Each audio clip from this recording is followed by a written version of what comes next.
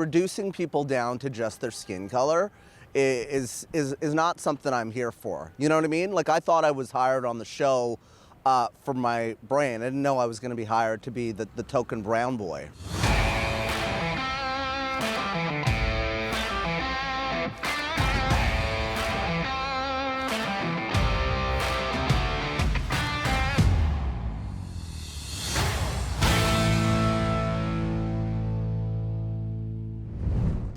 Ladies and gentlemen, we are here just out of sight of Centre Block, West Block, and East Block with now the infamous Travis Donraj, former CBC employer.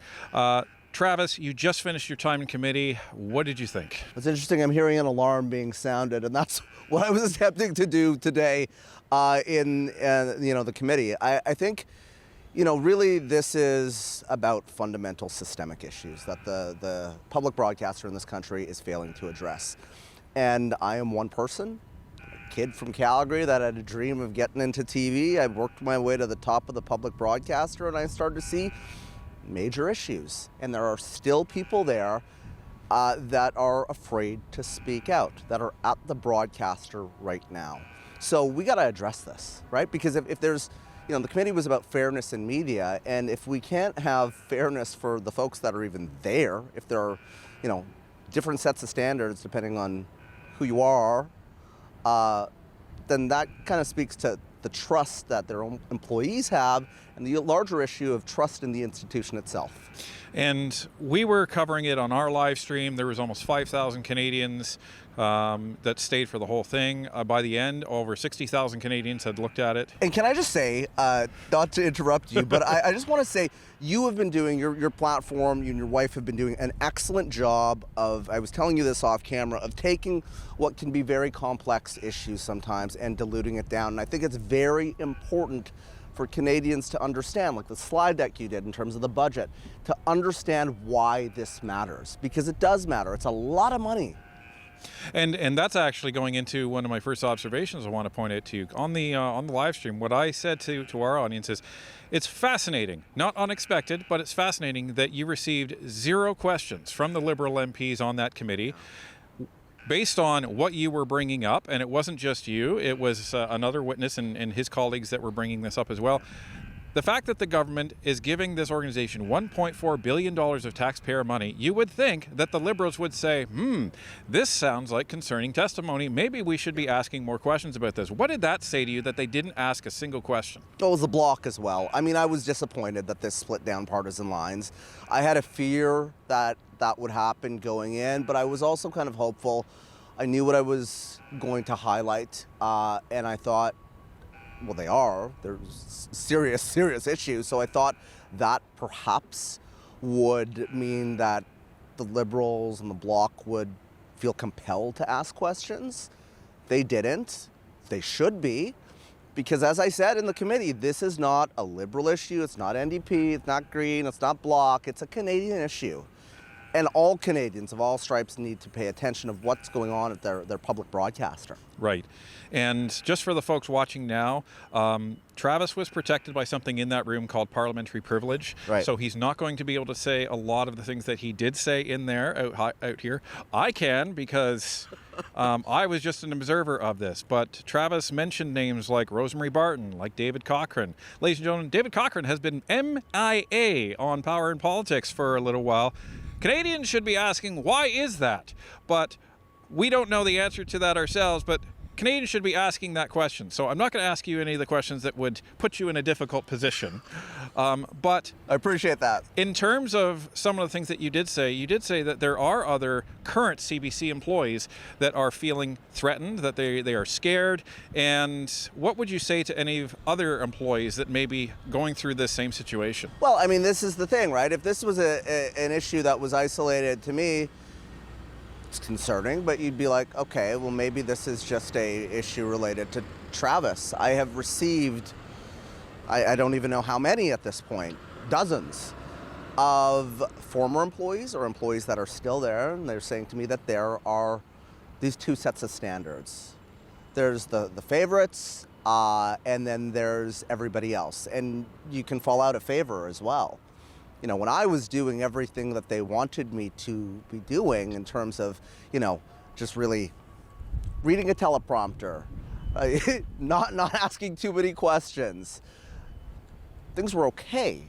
But when I got my own show and, bold voice in journalism, you would think that you would have a say in terms of, what is going on the program. That started to become a problem. And the set of disciplinary action that I faced, I watched other people doing things. And I mean, this is something that Karen Johnson, who was on, Can't Be Censored, the podcast that I'm now doing with Carmen, said as well. That goes back to 2017 when she raised these issues. That was at the start of Catherine Tate's tenure as president. She raised these issues after going through all the different processes, through the union, through trying to, deal with management, to Catherine Tate, she says, and nothing was done. So it's not like this is not known to executives. It's just not dealt with. Right. And this is where other media has to step in, because CBC used to be revered. We all remembered Lloyd Robertson, Peter Mansbridge, folks that we respected and we trusted. And the other thing that I said in our commentary today was, if the CBC and all the other mainstream media were doing their job, holding this government to account, any government to account, doesn't matter if it's liberal or conservative, and they are treating everybody fairly, independent media would not have a shot. And why is that? Because Canadians would fully trust the mainstream media and there wouldn't be a lot of room, but that's not what's happening. Well, I was trying to, what the attempt was with my show was to be kind of I hear the criticism. I heard the criticism when I was there. I would go back to Calgary and people would tell me the CBC's biased. And I would always run to defend. No. So when I had this show, I wanted to make sure that I did my job as a journalist to present all perspectives of all Canadians, not a certain proportion of Canadians, all Canadians, to have diversity of thought, not just of skin color. I don't believe in tokenism. And so that's what I was trying to do with the program. However, it became an issue. And so I thought to myself, can we have diversity of thoughts on this network? Is that something that we can actually do, or folks that are actually trying to address some of the reasons that there's not trust?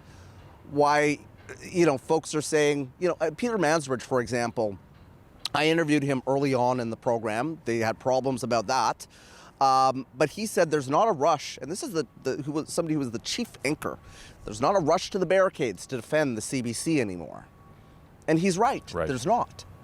And so it is to their own peril that they do not deal with this. Right. Well, you have your new show now, Can't Be Censored, the new CBC, as it were. Very clever. And you guys have been very supportive of that as well. Yeah. And a lot of your followers, I know, have checked out the show. But it's been a space where I can actually have conversations that I want to have. And you should check out Can't Be Censored. Travis and his co-host Carmen. Yeah. They've interviewed many different people. Pierre Poilievre has been on the show. Yeah. Daniel Smith has been on the show, and a range of folks from different opinions. That's the whole point about this. I have the former Prime Minister's son, Xavier Trudeau, coming up, one of my guests. We had Elizabeth May on as well, right? So we're trying to do that, because I don't always necessarily have to agree with who I'm interviewing, who I'm, across from. But as Canadians, we should be able to have a conversation. Right.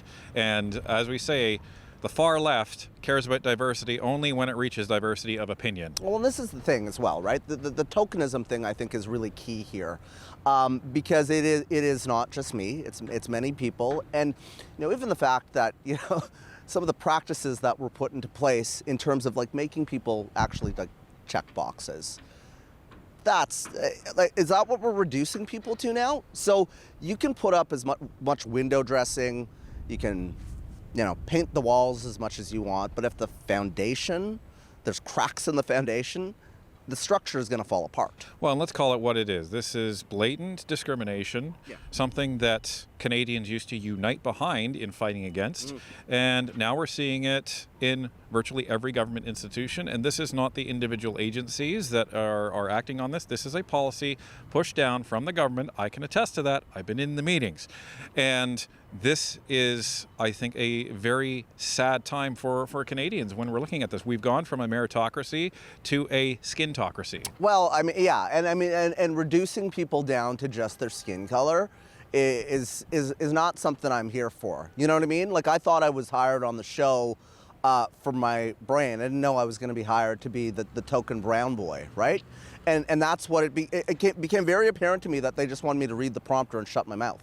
Well, and I think it speaks to the fact that Canadians don't care about skin color on the masses because you've had so much support come out of just everyday Canadians backing you. So they don't care. So they want to see good people in good jobs and the people that have earned it. Otherwise, it's a complete shame to the people they've actually put in those jobs. Because they've essentially said to you, you couldn't get this on your own, so we've done it for you. That's disgraceful hiring, in my opinion. It 100% is, and I completely agree with that, right? Like, people should be hired on merit. Do you want diversity? Absolutely.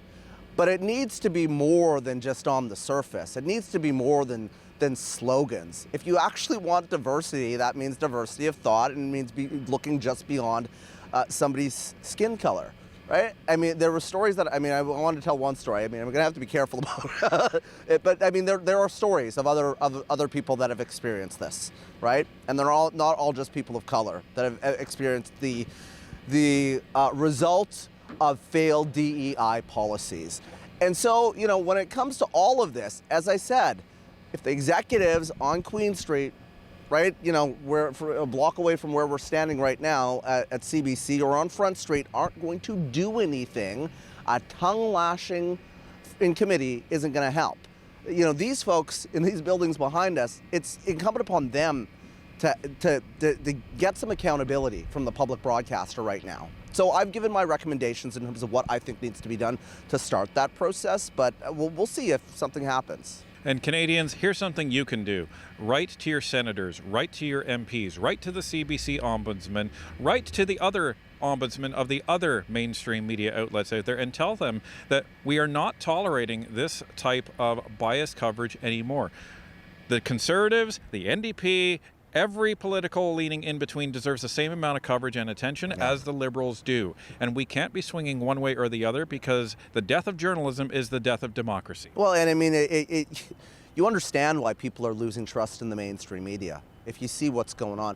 And, you know, I am somebody who was in it for 25 years. I stuck with it. But boy, oh boy. And, you know, I will say that, yeah, the CBC's got issues, but just the media in general right now, they've got to take a real hard look in the mirror.